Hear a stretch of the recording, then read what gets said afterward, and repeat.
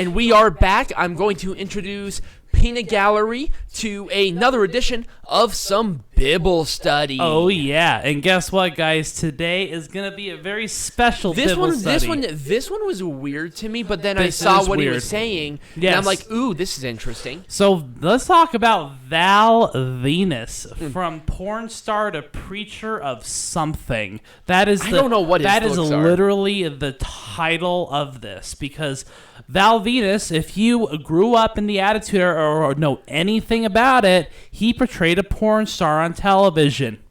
So, after VAL VENIS retired, I think he had come to Jesus moment, which is really weird because he was a porn star for the majority of his career. So let's talk, because I think the best way to approach this is to look at his political views first. He has some very interesting political views. So if you know anything about Sean Morley, who is VAL VENIS's real name, he actually runs a pot shop in Arizona. And he is a very strong advocate for the legislation of legalizing marijuana. But he also has some very libertarian policies when it comes to, for example, taxation. He believes in abolishing the IRS. He believes that taxation is theft, all those kinds of things. So he's very much libertarian with regards to his, not only his taxation, but also his beliefs with regards to cannabis legislation. Now, here's where my gears really do get grinded, because he is saying essentially that communism and socialism are the same thing. They're fucking not. Communism is a system of governance which has an economic model to it of collectivization. So yes, that's fine, but it's not the same as socialism. Socialism is... They're literally so polar opposite. Well, they're not that polar opposites. They're on the same side of the spectrum, but socialism is like baby communism. So communism is literally the take away everyone's land rights that's big boy socialism. That's big boy communism. Socialism is just like...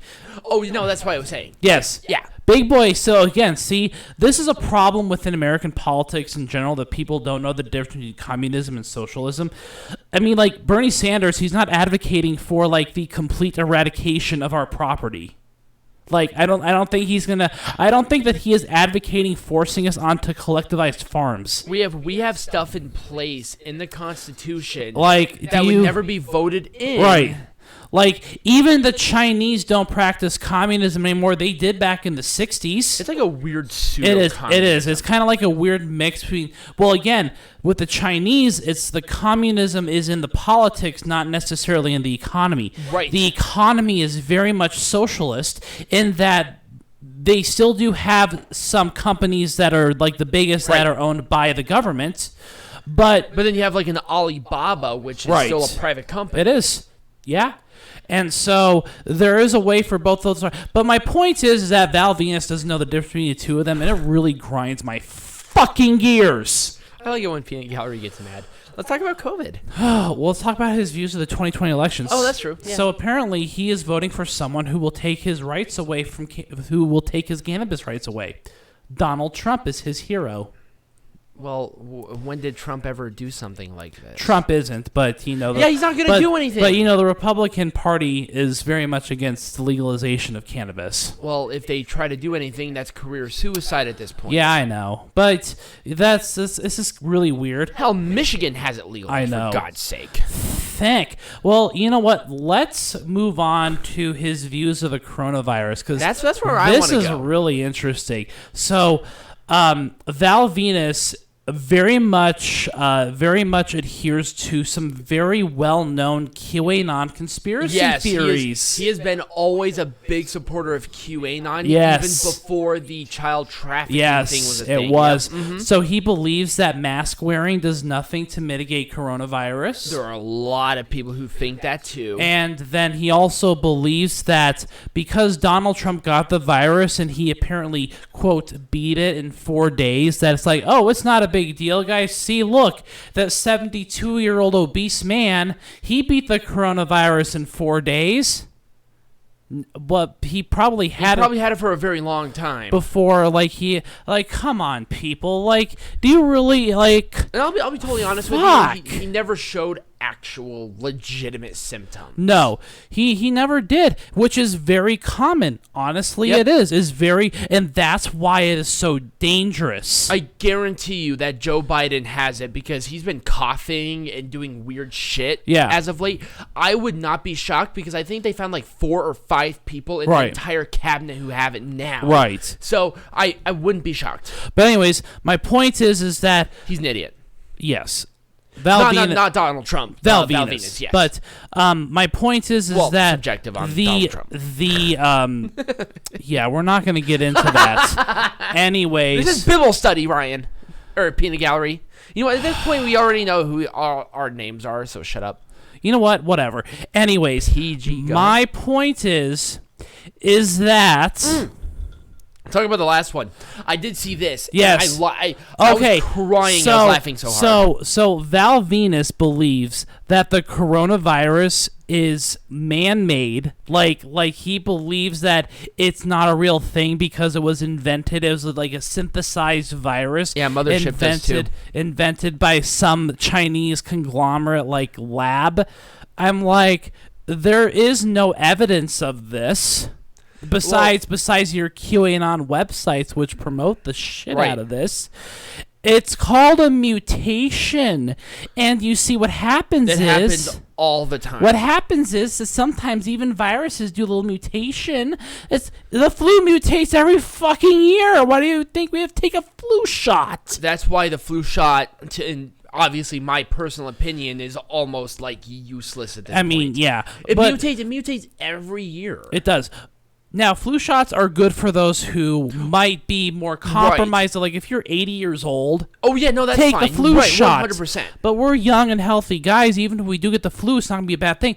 The coronavirus can be a lot the same way. Give it to the people who need it, and then the people who are healthy don't necessarily have to get it. Here is something that I heard about this, and I think I've said it on the show before, and I'm going to say it again. I'm going to let Peanut Gallery continue because now we're going to get into the Bible study part of it. Yes.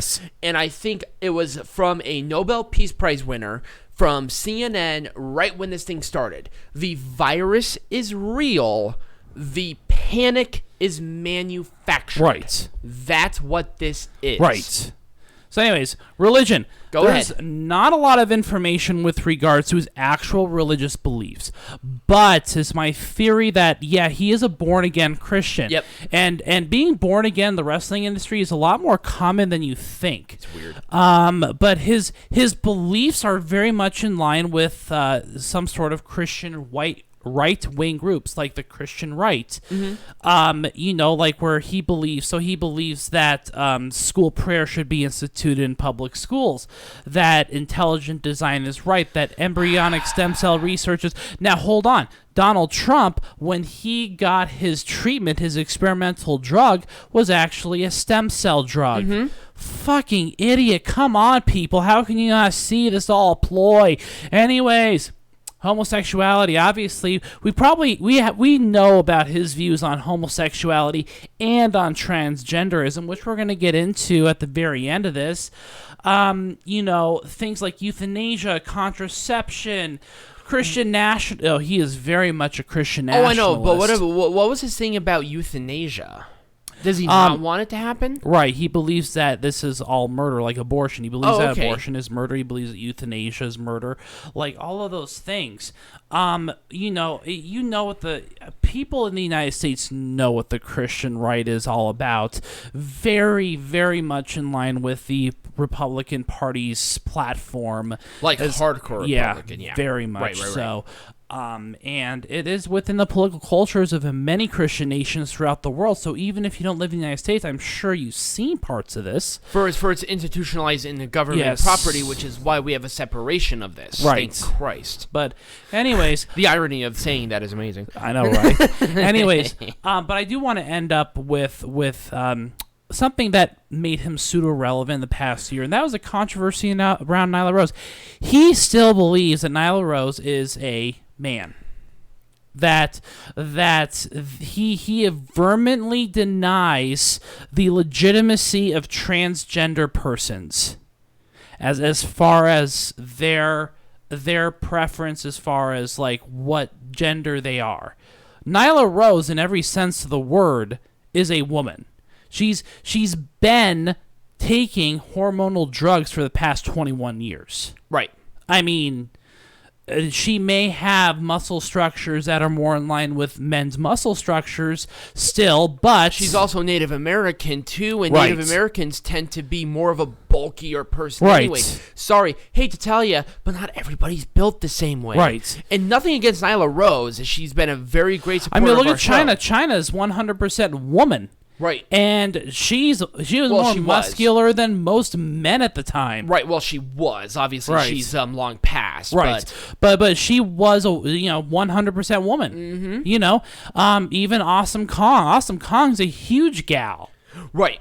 She can squish whatever. Awesome Kong. There was Bertha Faye in the past. Yep. There's Nia Jax. Mm-hmm. Well, Nia Jax is also part Samoan. Right. So there was that help there. Right. But the point is that just because someone was born a man does not mean that they cannot reinvent themselves. Obviously, Val Venis reinvented himself as a bigot. It makes so much sense. So, today, I just want to ask, is Val Venis relevant again? No. And Val Venis always likes to make fun of the fucking snowflakes. Like all the liberals that he makes fun of and stuff. But who's the real snowflake in this? I believe it's Val Venis. All right. And the reason I think Val Venis is a stupid little snowflake is because he does anything he can to get attention. Mm-hmm. I'm just going to mention him once because that's all it's worth. Yep. He was a failure in the wrestling industry, and he's a failure now. I wouldn't say... I know. That's terrible. Here are my points. Because I'm fully aware about Val Venis's ideals. Right. Very much so. Right. Because he's actually the one who introduced me to QAnon. I did not right. know what they were until I saw him. Really? Yep. So here's my thing about Val Venis. He is out of the business. Yep. He has every right to say right. whatever he wants. Right. Is it very misguided? Yes. 100%. The whole thing with Nyla Rose, no, it's nobody else's business. He did it because he's an attention whore. Right. It's nobody else's business but his own. Right. It's nobody else's business but Nyla Rose. I mean, he portrayed a whore in the wrestling industry, and now he's an actual whore. Well, he's fulfilling his dreams. Well, okay.